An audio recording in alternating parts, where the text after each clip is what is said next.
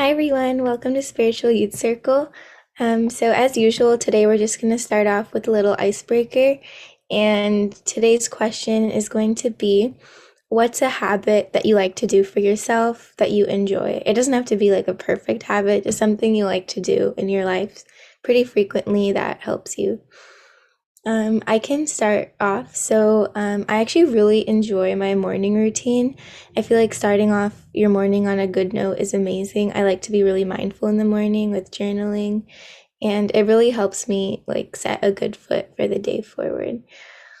So I'll popcorn it to, sorry, popcorn it to Anshu. I think one habit that I like is taking cold showers. It's something I started uh, a couple years ago, and I think it really helps to wake me up, and it also, and I mean, it helps me wake up and then just like get started after I take one.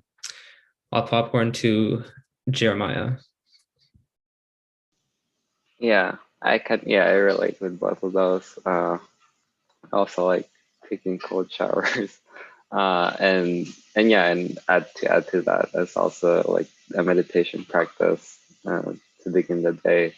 And yeah, it really is like now it's really hard to like do anything else without like, oh, I need to get started with at least like a meditation practice in the morning for me. I'll popcorn to Priya. Um, I think something that like just really helps me in life is like sometimes I just like take a break from the world and like read a book. I don't I just it really just helps for me to like um just like have time to myself and just read. And yeah, I think that's just something that really like helps me. Um Popcorn, Manya. Okay. I was gonna say kind of a similar thing to Gita, but I'll add a little bit more. So I've started like making like a legit to-do list and not just saying what I want to do, but like at what times I want to do it. So it's like really keeps me in check and I'm not really distracted a lot of times. Yeah. Okay. Anushri, gonna go next. Yeah, maybe you can come back to me, but Niharika can go instead. Okay, one thing I've started doing for myself recently is greeting the day with maps. So I have like two notebooks, and in one of them I write like my objectives. This is the one, and then in another one I write like a schedule, and I try my best to stick to it. So it's been working out pretty well for me so far. Popcorn heart. Yeah, one habit that I've been enjoying is just like getting some form of exercise in throughout the day because I find it like very therapeutic because I can't focus on anything else other than like the exercise that I'm doing. Yeah, I'll popcorn Anjika.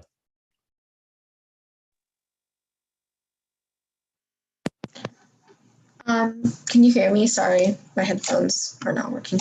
Um, so what I like to do, I think, would be I like to just doodle. I don't know why. I just sit and then I get a piece of paper and I just doodle anything. And I don't know why, but it generally ends up becoming like it's like Devanagari letters and stuff. So just like writing random words. So that's fun. Um, uh, I think I'll popcorn to Has Jeremiah gone yet? Yeah, I'm already. Yeah, we're just waiting on, I think Anushri and Survi haven't gone. Let me know Okay, if I'm missing someone else. so okay then I popcorn to Anushri. Yeah, I like going on walks sometimes. I think it's refreshing and it's like a break. Serby, do you want to go?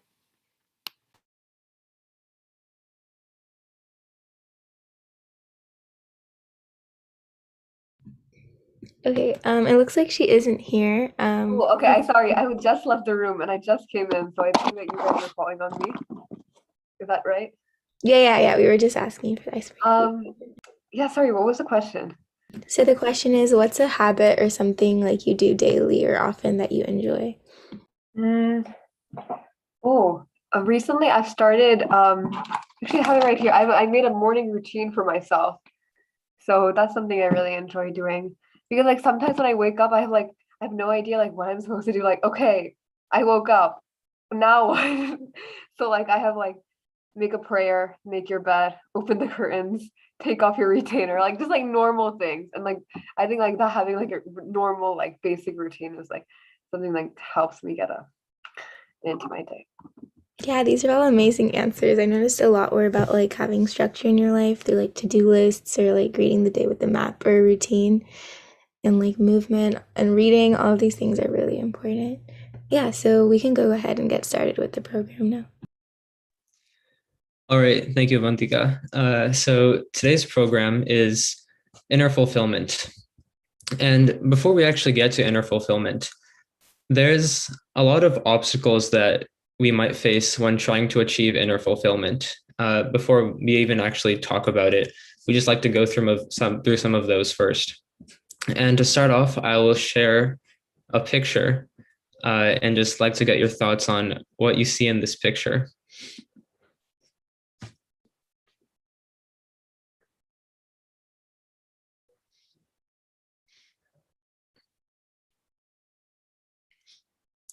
Does anyone have any thoughts on what this picture might mean? I see a cat looking into a mirror and probably thinking that it's like bigger than that and like has the characteristics of a lion. Nice. I was thinking, yeah, I like that you like brought up like maybe like an ego thing. I was also thinking like, we make our problems like our problems are just like a tiny cat, but we make them into like a big lion. That's what I thought this picture meant. Yeah, I think that can also be definitely an obstacle to inner fulfillment if you over amplify your problems than what they really are. Anyone else have any thoughts on this?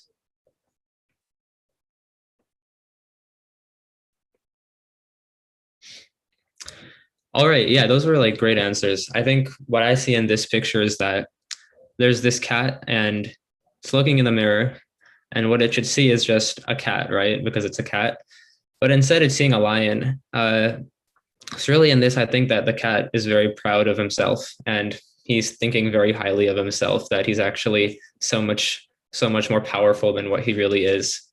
And this can really be a really big obstacle to inner fulfillment. And the word I'm looking for this picture is pride. Because really this cat is not a lion, but it's thinking of himself to be so amazing and so great. And this can be a really major hurdle to inner fulfillment when you think so much of yourself. And the reason is because when you think so highly of yourself, you actually become less receptive to learn and grow. In life, we might experience so many different failures, but when you're really proud of yourself, instead of taking those failures as learning opportunities, you might instead just neglect them and think that you're already so good and so great, you don't need to actually learn anything.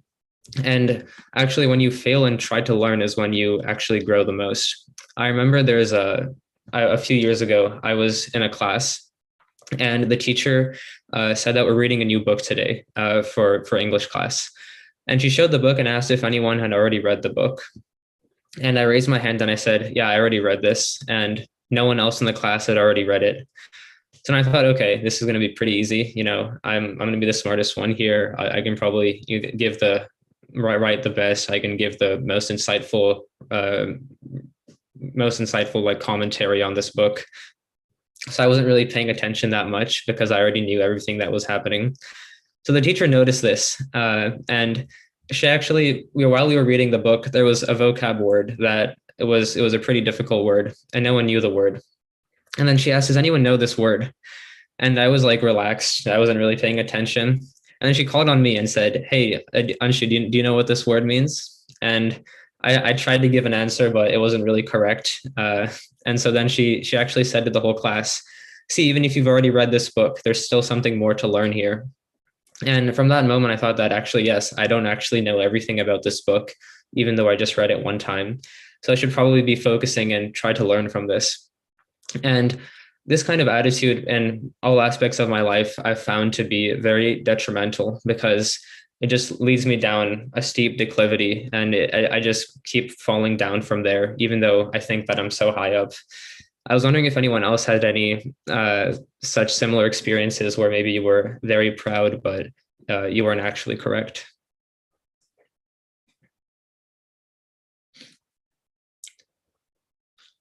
I actually have like a kind of interesting situation. So there was something that I was learning for quite a while, and I thought I was pretty good at it. This is like maybe in seventh grade or so. And someone new came and they like gave me advice on it. And my first tendency was just to immediately reject what they said, because I was like, wait, I've been like doing this for years. Like, why would I listen to someone else?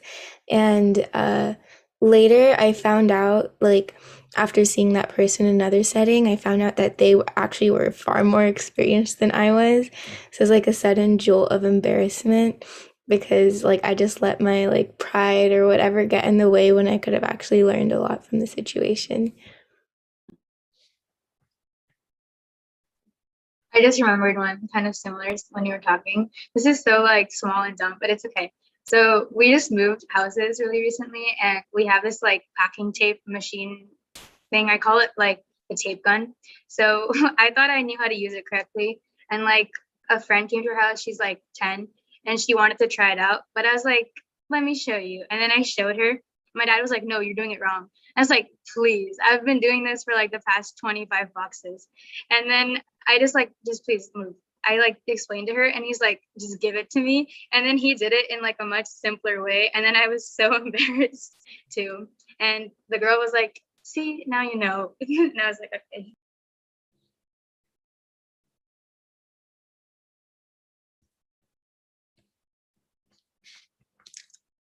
I think now that you mentioned that, I remembered just yesterday, actually, I was at my robotics shop at school, and there were some two people that were using what's called a soldering iron, which is like a very hot uh, tool that you use. And so while they were using it, I told both of them to wear gloves because I didn't want any of them to get hurt. It was kind of my responsibility.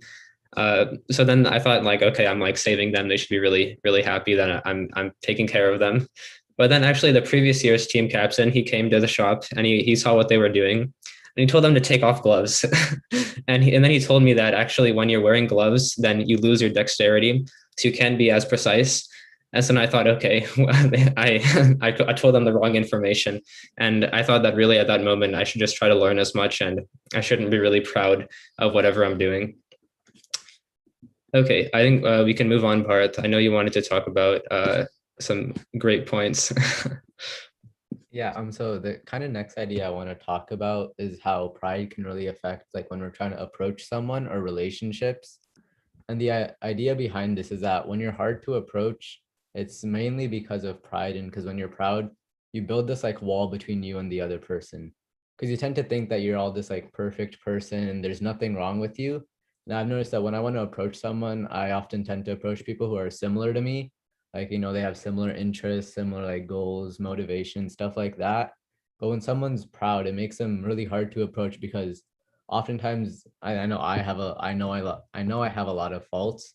And when I approach someone who's like perfect, I think that, oh, I have to like, I'm worse than them and I should like help them. I should try to like act like I'm cool in front of them and stuff like that. And I end up having to change myself to try to like fit their perfection. And one thing I've noticed that, like Anshu was talking about earlier, there was this idea of like pride can cause a quick downfall. And I've kind of noticed this with like as a person also, because when you're proud, like when I think of proud, I think of like jocks in movies. Then they end up being like really proud and they think they're like so perfect. And then there's always like the main character who's like this like nerd and he ends up beating the jock in like a sport or something. And what ends up happening is the jock, he like his confidence gets shattered, his ego gets shattered, and like everything just goes downhill from there. So like there was this thing I was reading the other day about pride, and it said pride can cause a quick downfall, whereas vulnerability gives stability. And the idea behind it was like when you're proud, like your image is like a paper. It's like one piece of paper. Whereas when you're vulnerable, it's like you're building stability and adding to a stack of papers. And I don't know if you know, but like ripping one piece of paper is really easy. Like it doesn't take a lot of force. Whereas if you're ripping like a whole stack, you have to like use some like sawing machine or something like that because you can't rip it with your hands. And the idea behind this is that when you're proud, like you can't keep that facade up forever. Like we were talking about this, I think a few weeks ago when we were talking about like genuine relationships and about how like when you try to be genuine with someone, you can't have this facade up. And keeping that facade up is such like a mental toll on yourself. And being proud is like just the ultimate facade, in my opinion. It's like you're just trying to act like this perfect person. And you might think you're the perfect person, but like if you really look down and you try to like be vulnerable with yourself also, like you can't be that perfect person. And that's something I've noticed, that whereas like if someone's proud, I feel like I have to change myself to approach them. So I kind of want to hear from you guys. Like, what do you guys think about people who are proud? And have you had any experiences where approaching them becomes really hard and has a negative impact on you? Yeah, definitely. I definitely relate to this. I think one of my biggest pet peeves is people who are proud and they have this like I'm better than everyone, like, you know, like just that like vibe surrounding them. And I knew this girl once, like in like sixth grade, and she was like I still know her and I still don't like her, but she had this like she really thought that she was better than everybody, and she was so proud because her brother was so popular. So now she was like, "Yeah, I'm amazing. You know, I'm so popular. I'm this, I'm that." And I remember one time I was standing in line with my friend, and she was talking to my friend, and this is like in a line, okay? So I can't really go anywhere because this is like picture day. So I'm standing in line, and then I was listening in on their conversation because I'm standing in a line and they're behind me. And then she's like, "Shoo shoo Gita," like to me, like I was a fly, and I was like, "Excuse me." I was so angry at her, but then I was kind of like, you know what, it's not worth like arguing with her right now. But it's just like these people, they kind of just like, and then after that I just know I'm never ever going to talk to her like ever again as like a friend, because she just has this like, she's so hard to approach because she's only nice to like the popular kids because she wants to be popular. So it's kind of like, yeah, that's it. Yeah, I was kind of gonna say it like a similar thing. It's kind of like annoying because there's always like that one kid in class who is like, "Oh, what'd you get on the test? I only got an A plus with extra credit," and I'm like humble bragging just kind of annoys me a lot. And then I realize like when I'm around them a lot, like I'm like agitated the rest of the day because they just like brag, but they know that they're better. So it's like annoying. Yeah. I've also like felt an inferiority complex before, but yeah. Yeah, one thing that I was actually thinking of is like when people are proud, they feel the need to like step on people who they think are below them.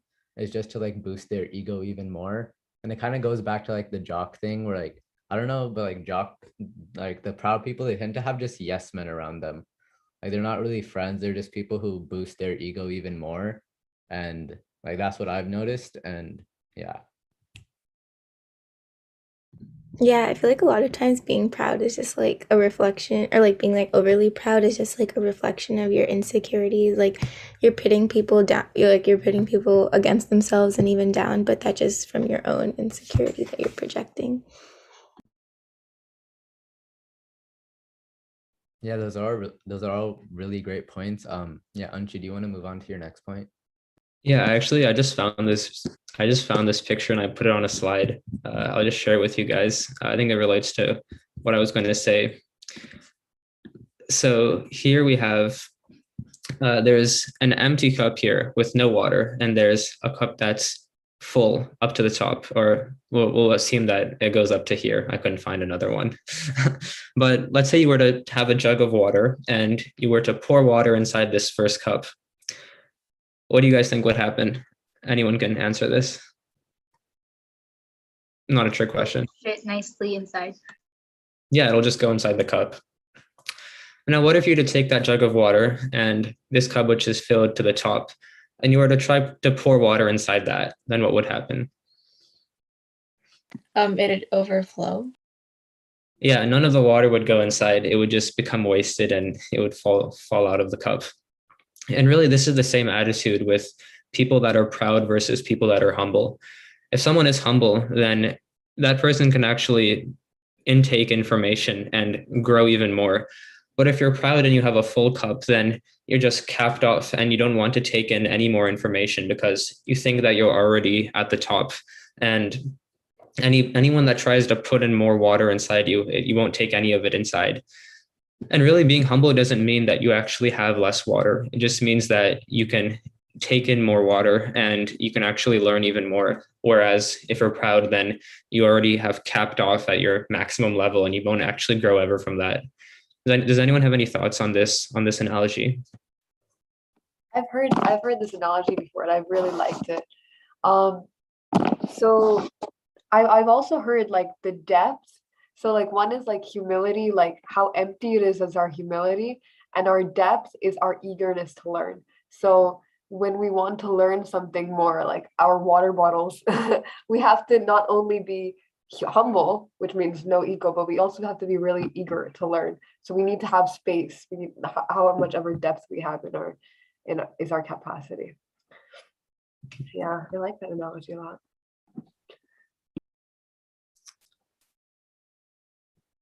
I was also relating it to an analogy I know of, and that's something if you have a glass of water and if something like a piece of paper or anything else that goes in it, you immediately throw the water out, right? If even a small particle of something goes in your water, you're like so reluctant to drink it now. And that's something like can be compared to pride. So even a drop of pride, if it comes in whatever activity you're performing, then that whole activity is spoiled now, right? Because you don't have the same motivation and it's just not genuine in a way. Yeah. Yeah, I really like that. I've also heard that if you imagine you have your favorite meal in front of you and you're really eager to just eat it, and while you're chewing it, you just feel a little bit of sand while you're eating it, then it doesn't even matter how good the meal is. You won't be able to neglect the sand that's inside the food. And so you won't like it at all. And that's really just the little bit of pride that is there can ruin the entire experience. All right, I think we can continue now to Niharika and Anushri. Thank you for those amazing points about pride. And so Niharika and I are going to talk about appreciation seeking and people pleasing behavior and how it's a roadblock on the path to inner fulfillment. And so, what is appreciation seeking behavior? Instead of accepting and being thankful for appreciation and approval, you crave it to feel satisfied. And so you're trying to gain approval from others, which is really interesting because usually people generally respect people that are true to themselves. And so, why does it happen? The root cause of most approval seeking behavior is low esteem or insecurity. And so, this sense of inferiority kind of rises up from many factors like your natural personality or external influences like your upbringing, cultural experience, education, or work life. And so now Niharika will go more in depth about this topic. So seeking approval from others or wanting to be validated by others just so we can feel content or just so we can feel whole is a very misguided approach to finding happiness. And that's because real happiness doesn't come from wanting to be like others or wanting to be liked by others. Real happiness comes from within, and that's inner fulfillment for you.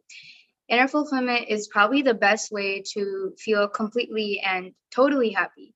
And I'm saying the words completely and totally because, sure, you can feel happy just because of other people, but it's equally as important to ask ourselves and consider and make sure that we feel happy by ourselves or when we're alone.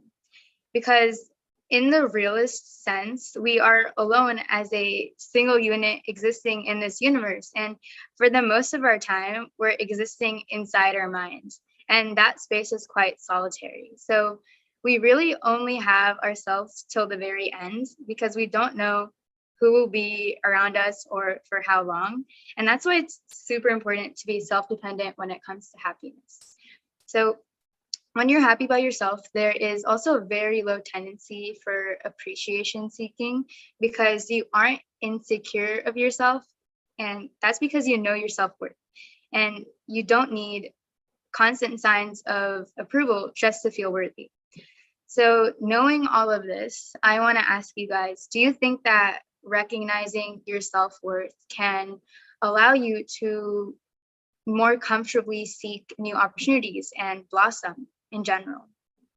Or in like any cases that you can think of that has happened to you? I definitely think that you should come first in regarding your happiness, and just like you said, you should also feel happy just with yourself.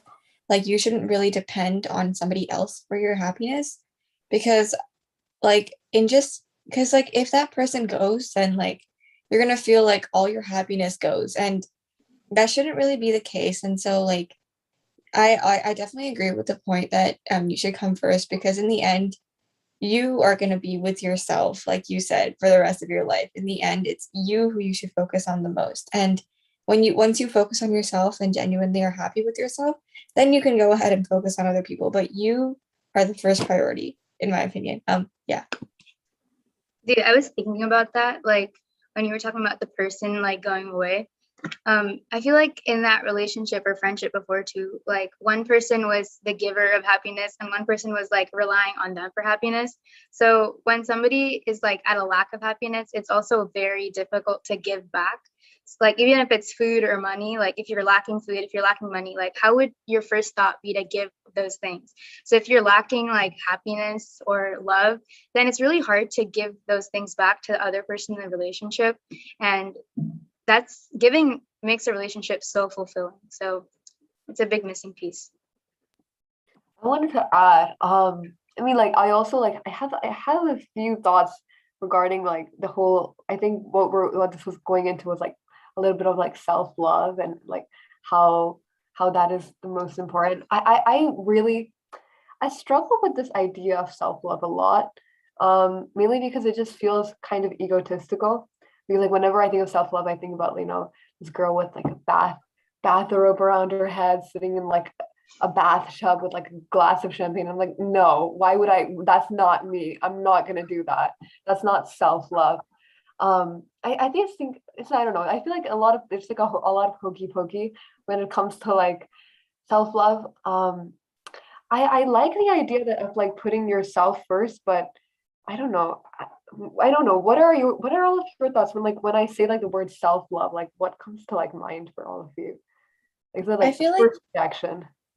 sorry. I just think self-love is more just coming to peace with yourself. It really isn't about like pampering yourself, but it's coming to peace with yourself. It's just basically like, okay, I am me, and there's aspects of me that even though I want to change, I can't change. So I'm just gonna have to learn to live with that and love those qualities in the end, because like it's me. And yeah, self-love could also include pampering once in a while, but it doesn't really need to just necessarily be like spoiling yourself. It's more just like, because like I said, you're gonna live with yourself for the rest of your life, so you might as well come to peace with yourself about things that you don't like about yourself, like insecurities and stuff. Like they're part of you that you don't like. So by self-love, I think they mean that you come to peace with those little parts. Yeah, I'm just thinking like I like what you said, like, and I like that thought out answer, but like when I like first like say the word like self-love, like what like comes into your mind? Like what's your like emotional reaction to that word? Like gut reaction. Cool, why not? Yeah, that's definitely a gut reaction, I feel like. And Sweka, she posted something on her story that was exactly talking about this. She was like, self-love, like that, all of those images come to mind, but it isn't that. It's more about like setting up boundaries for yourself and really like knowing yourself and accepting yourself for who you are and what you are and expressing that in an unfiltered way. About it, like if I was a child, like if myself was a child, like how would I take care of that child? Like making sure like it got food on time, making sure like also there was a good balance between discipline and play, and then making sure that if I got hurt emotionally, mentally, physically, how I would like nurture myself. And then self-love naturally comes with a little bit of self-dependence. And yeah, so that's kind of how I perceive it. Obviously it's a bigger topic, but yeah. Wait, I love that so much. Wow. Thank you, Priya. I think Jeremiah also wanted to say something. Yeah, that's a really good point too about like seeing yourself as kind of separating yourself as this somebody, as this body that you're taking care of, and that you're actually something else, that you're not this character that you're like taking care of, this child that you're taking care of. And to add to that, what comes to mind is like letting go of expectations. And usually it's like by having expectations, that's when you kind of feel like negative emotions. And like with everybody's examples, like in a relationship, when you expect like validation and you don't get it, that's when you kind of feel negative emotion. In a similar way, when you put expectations in yourself and I need to be this, I need to be that, ultimately it's like letting go of those expectations that helps you like achieve like that self happiness. Does that make sense? Yeah. Yeah. Yeah, I really liked what you said, Jeremiah. I'll let Avantika speak in just a second. I just wanted to say, yeah. I like the ideas you all brought up. I just whenever I see like things like self-care like being talked about like as spiritual, I like really, it just gets on my nerves because I don't see self-care as spiritual at all. I think actually spirituality, like the spiritual practices that maybe like meditation, journaling, whatever it may be to you, I think that's self-care. I don't really think of like self-care as being spiritual. So that's what I think of it. That's why I wanted to bring it up. But yeah, I totally agree with what like Jeremiah said about like relationships and not getting validation. Yeah, I've experienced that. So yeah, I feel everything you guys said. Yeah, I just wanted to say that like you mentioned how like self-care isn't spiritual, but I feel like that's only like mainstream self-care, like the bubble baths and like the face masks. But like as you mentioned, like meditation and journaling, like that's definitely more spiritual. But I actually wanted to say was about like people were talking about expectations in general. And I think like one thing that kind of relates to expectations is that people are going to talk like no matter what you do. Like even if like you're perfect, people will have a problem with it. Or if you're like horrible, people will have a problem with it, which is why like being like the truest version of yourself, like if you don't have a problem with it and you're fully secure in what you do, I feel like that's like the most essential form of self-love, just like being able not to be like affected by expectations because you're so sure in what you're doing yourself. Yeah. Based on that point, like my family and I, we used to live in an apartment community and we had a ton of friends. And a lot of them, we like, once we got to know them and like we went to like potluck parties or whatever, we like explained to them our food restrictions. And then like we just noticed like some of them slowly like drifted apart from us, just maybe because of that one point, and we weren't like invited anymore. But then there were like a few friends who like were totally understanding and supportive of our decisions, and they still like continue to invite us. So yeah, that was just really sweet. When you are yourself, the right people will come to you, and you'll see that unfold for sure. Does anybody else have anything? Just one more thing. Oh, sorry. Go ahead. No, go ahead. Oh no, what I was gonna say is like when everyone says, "Oh, self-care," like I don't know if it's spiritual. One thing to note is that this self, in and of itself, is a very spiritual being. So the things we do to protect it, the things we do to nurture it and care for it, etc., they lead us to be more spiritual and kind of achieve whatever like we're meant to achieve. So like intrinsically, there's a spirituality aspect to self-care.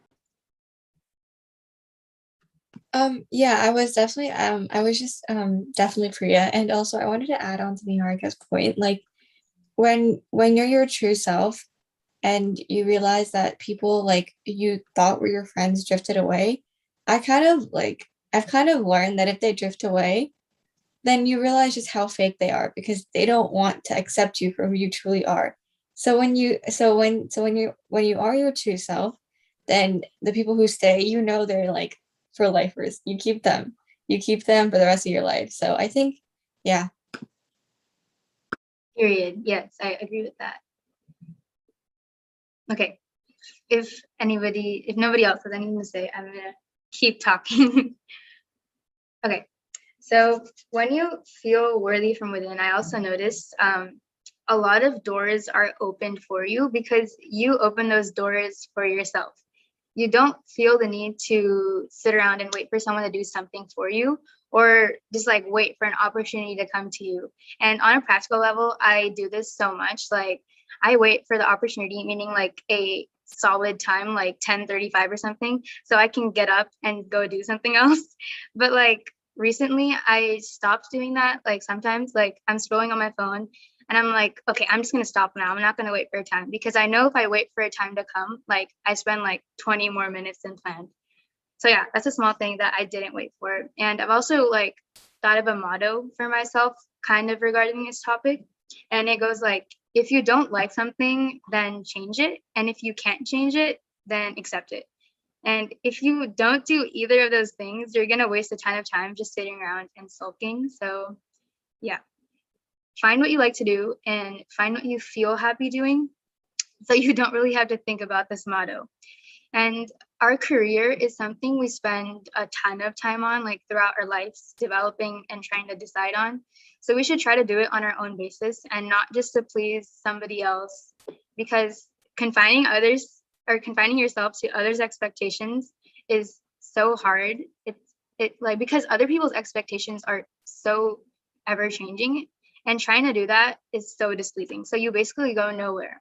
And I've done this, like I've experienced this for myself a couple times. One of these times is probably like a minor example, but I was at a fancy function and everybody wanted me to like do a full face of makeup and put on a ton of lipstick, but like I despise lipstick and I despise all of those things.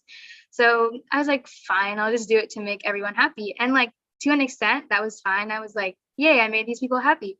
And that's important when it comes to relationships. But really inside, I feel like I was not. I wouldn't have like chosen this for myself. So it was displeasing. Hi, Rimu. My sister just came in instead of saying hi, I said bye. But yeah, it was too displeasing.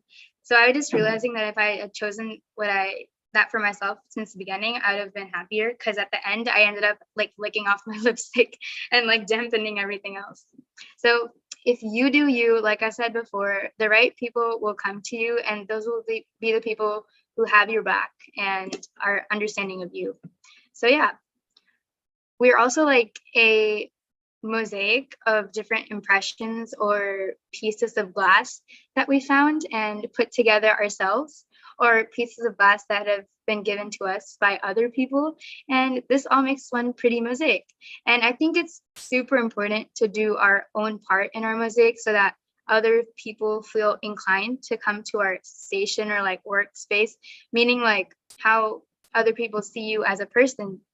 And if they come to your workstation, then you might feel inclined to give you a piece of glass or some insight. So this initial creation process of setting up the mosaic by yourself can be hard because of the different standards that are set up by society. And I was wondering, like, how do societal standards, meaning how you please society by acting a certain way, affect your own self-expression? If anybody has any thoughts about that. I was thinking about this a lot, and I think all these things modify how you think about yourself, and it makes it normal for you to behave that way. And eventually your own self-expression vanishes, and then you're like, what? Sorry, there's like a weird alarm that's like at the back. But anyways, yeah, I was thinking about that kind of.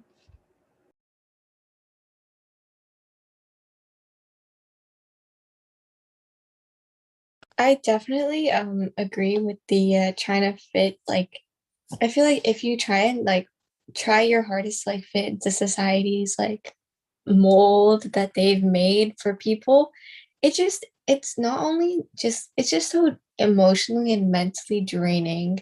I for me, like personally, it's just I couldn't like imagine being that perfect societal girl and just like it's just so like hard. And I definitely agree with the point you made about career options. And sorry, I really agree with that point. Like in the end, it's your life and you are going to be probably doing this career for the rest of your life.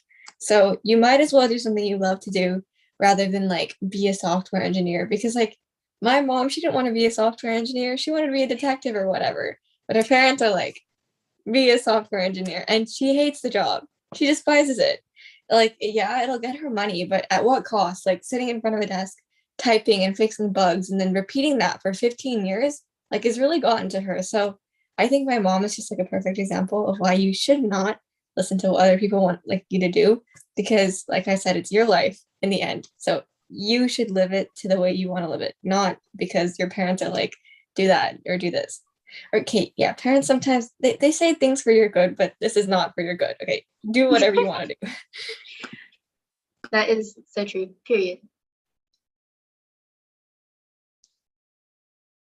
Okay, so living for yourself seems like a very common theme. And I was looking at a website about this topic, and there were a bunch of like things they said, small things to do in order to live for yourself. And I'm going to say a couple of my favorites and also ask you guys if you have any input. So the first one is stop pretending to agree with everyone. So I'm guilty of this. I do it a lot with like new people that I meet. And I'm like, yeah, when it's not, yeah. And I'm like, totally, when it's not totally at all. So if they like knew me as me, it would have been much better. And I feel like that would be a real bond instead of like a fake, a thing of no substance. Do you have any thoughts on that? Okay, I like the head nodding thoughts. So the second one is feel free to say no. One of my, I kind of said that really soft. Feel free to say no. One of my friends, she's been working on this for like quarantine or the past 1.5 years. And she was saying that this has really like helped her align her actions with her priorities. Like instead of hanging out with a friend, a group of friends, she would like say no and stay home to study. And that was actually beneficial to her. And that was what she wanted to do. So yeah, she's also saying that she's trying to not feel bad for saying no because that's living for yourself and that is inner fulfillment, or that is the path to inner fulfillment. And it's not our responsibility to it's not, yeah, to feel responsible for how other people feel, except if it actually is our fault for how other people feel. But other than that, yeah. Any thoughts on feeling free to say no? I personally think I have a problem with saying no too much. um, I don't really I usually don't say like yes to a lot of people. I think I'm pretty good with that. Like if I don't agree, I'm not gonna be like, yeah, totally. No, I feel like I would just be like, no. But I think I say no a little too often. I think it's something I should work on a little bit, but I think I'm a little too blunt and like too forthwith. So I just yeah. Balance, Yeah. So in conclusion, we must learn to be content with ourselves and do things by ourselves, in ourselves, that bring us happiness for inner fulfillment. And there's so many processes to go about trying to do this. And some of them include meditation, and another is selfless service, which Anushree is gonna go into. And these are actually the things that are worth spending time doing. So Anushree, over to you. Yeah, okay. Yeah, so we'll go back into a little more people pleasing and selfless service. And so people pleasing, it usually comes from either selfish ambition or a lack of confidence or identity. And usually when people start like people pleasing, it's because they're not connected to their feelings of self love. And so you might be looking outside to try and fill a sense of lack within yourself. And usually, people pleasers act as a human doormat for others sometimes, and that leads to being taken advantage of. And so, some signs that maybe a sign of people pleasing and is unhealthy is that um, these people pleasers sometimes assume that you have to be everything to everybody and carry other people's burden on their own back. And so, with this topic, people often tend to confuse being a people pleaser with being of service. And so some of you probably heard that service feeds our soul, but what's the difference between people pleasing and being of service? So the concepts of people pleasing and service appear very similar, but they're actually really different in the origin and the output. And so, because sometimes when people are overcoming a stage of being a people pleaser, they might think like, oh, I'm not going to serve anyone else for the rest of my life because I don't put up with other people's expectations and I'm going to only do everything for myself, because they think that they'll end up at the people pleasing stage again. And so people pleasing usually comes from insecurity, fear of lack. I mean, insecurity, fear, or lack of esteem. And they usually, people pleasers usually set unhealthy boundaries and often show self destructing behavior, and they're prone to self sacrifice. And so sometimes people kind of wrap their personality around what other people want, which Niharika also went over before. But selfless service comes from a caring heart. And when you're being of service, your actions are authentic and also nourish yourself. You know that you're making a good difference in someone's life and therefore in the world. And you know that you're creating and spreading more kindness. And so being of service not only makes you feel good, it's also good for you. And it's shown that people who volunteer and serve tend to have higher self esteem and psychological well being, and also happiness. And if you also see some of the greatest leaders of mankind, like Martin Luther King, they're the ones that serve the people that follow them. So being of service doesn't always mean that you're under everyone else. And I know that when I also serve others, I get fulfilled because I feel happy seeing others become content.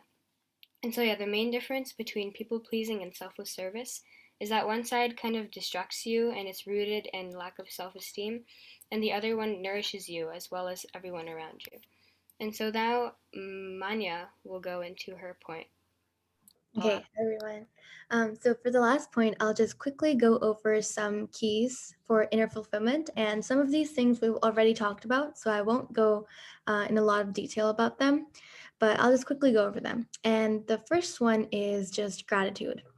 So we've talked about gratitude a lot of times, but it's definitely important to reiterate it, because gratitude is not something that can be kind of developed overnight, but it's something that we can practice in our daily life to feel content and grateful. And then also realize that at every moment in our life, we're receiving these gifts and we should be grateful for them, right? There's so many events that are folding around us and we're constantly moving around these bodies. But when we learn to appreciate that's coming in our life, then we feel more fulfilled. And we talked about this idea of appreciating capacity. And when we expand this appreciating capacity, then we feel content. We are satisfied with the things around us. So I'll just kind of, after every point, I'll ask everyone what they think about this point. So if you want, you can share something about gratitude. Maybe you have kind of developed gratitude in your life, or maybe you weren't grateful for something in your life and then you realized and you had a change of opinion or something like that. So if anyone wants to share, they can at this point. Okay. If not, then we can go on to the next point. For the next point, I kind of wanted to talk about how we should realize that we are more than our physical beings and things that we are attached to, right? So when we realize and focus more on what we are rather than what we have, then we also feel content. So we may have, or we may think that we have many things, but when we identify ourselves with the things that are beyond our control, then we feel anxiety. And I'll give you an example. Let's just say you come somewhere and you park your car, and you parked your car there, you're at a restaurant or anywhere else, and you just hear a loud sound and you think someone might have hit your car. What is the first reaction that comes to you, and how do you react to that kind of situation? You can put in the chat or say it out loud. Okay, I see Anshu's reaction. Nice. Yeah. So you'll be kind of you won't be in a very stable condition because you just realize that your car's been hit. But let's just say now you go out of the restaurant and you see that it wasn't your car, it was actually someone else's car. Right now, how do you feel? Relieved. Relieved. Definitely, yeah, you feel better. But the person whose car has just been hit, they don't feel very good now, do they? Right? So there is a difference between identifying a car as my car and a car, right? So it's important that we don't identify ourselves with these um, things that we have, but rather realize that we can be content in ourselves with the things that are being given to us, right? And the second thing is what I like to call a service mind. So we've been talking about selfless service a lot of times, and I think it's a very important thing to talk about. And one more thing that can help in kind of practicing selfless service, I think, is meditation. And when we become more aware of who we actually are, and you realize, I am something already, I don't need to be something else, I don't need to satisfy people with these things, and I can be satisfied in the end, then you pass that gratitude. So when you experience that gratitude, you passing it around with selfless service. And I think that cycle can keep on growing as you practice gratitude in your life. Um, and in the ancient wisdom literatures, it talks about this idea of selfless service, applying your service in a higher mode to to achieve inner fulfillment. And it says that when one has this realization, then you don't need another gain. You say, okay, there's no greater gain than this. Because when you experience that selfless service, you are appreciating everything around you and then passing that appreciation to people around you, right? And the third point, the third key was uncluttering. So we've talked about uncluttering, and I'll just open the floor. Maybe you guys have practiced uncluttering your life, and and what I mean by uncluttering is prioritizing which things I can do something about and which things I can't do something about. And I'd like to bring up this point about a circle of influence. And I'll ask all of you guys to identify your circle of influence. Are there people who you're hanging out with on a daily basis? How are they affecting your life? Are there things you're doing on a daily basis? And how is that affecting your life?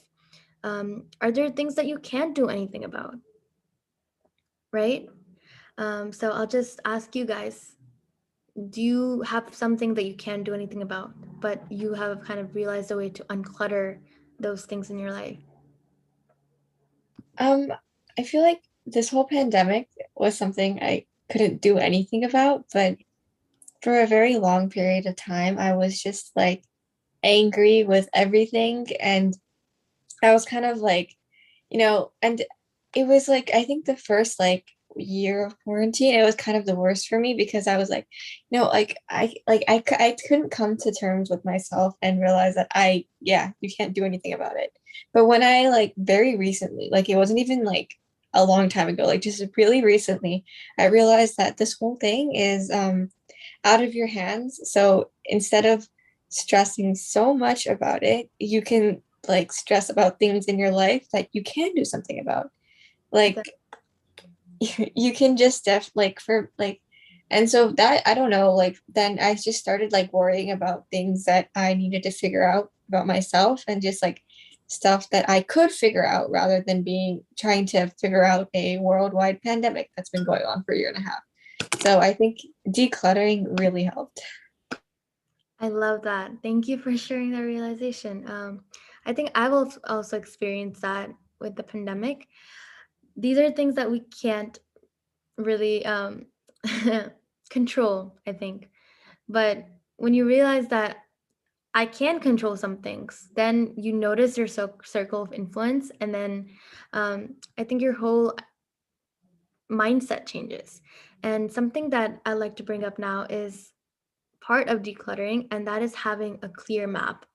And then you might say, okay, clear map, what do you mean? So free flowing, I can do whatever I want. I can look at phone at 5 p.m. and then do this, do that. So I can do whatever I want with this kind of free flow.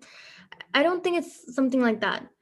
So it's about kind of training your mind into putting your attention where you would like to make it. And the mind, when it's untrained, it can spin in many different areas, and it takes us in a way that causes us anxiety. And what do I mean by an untrained mind? It's when our mind is flowing into 5 different things. You say, okay, I want to do this, I want to do that, I want to do this. But eventually you realize that your mind has been all over the place, that you haven't been able to complete even one activity to its fullest, right?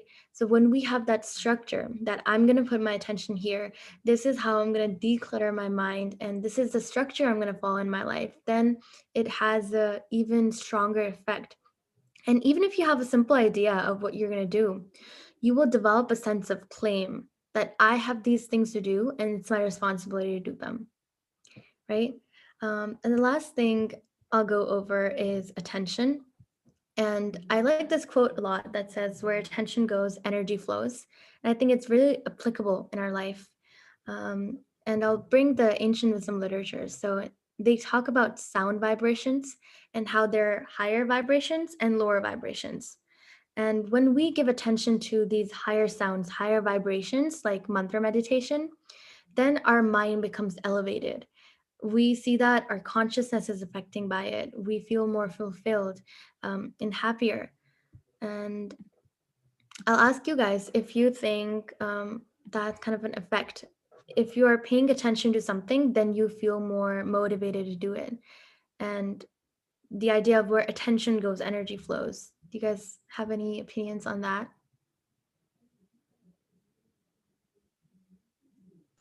Well, for one thing that came to mind is that just by having this like youth circle and being able to talk about this these topics, it's definitely like a constant like reminder to like, oh, keep up like the spiritual practice that I continue to have. And yeah, and that's something that this is like from hearing from you guys, from seeing you guys, even if it's like all online, it's like it's still like this association like influences like myself and yeah, and to continue my practice. So, Yeah, I like that. And we love your association too, Jeremiah. It really brings a really nice vibe to our spiritual youth circle session every week. So yeah, I was just talking about how our attention goes everywhere. So learning how to guide it. And then when our mind becomes our friend, then we learn to control it, and we're keeping our attention in an orderly way. So I'll just repeat the key things that I kind of talked about, just so that you can kind of keep them in your mind and use them whenever you need.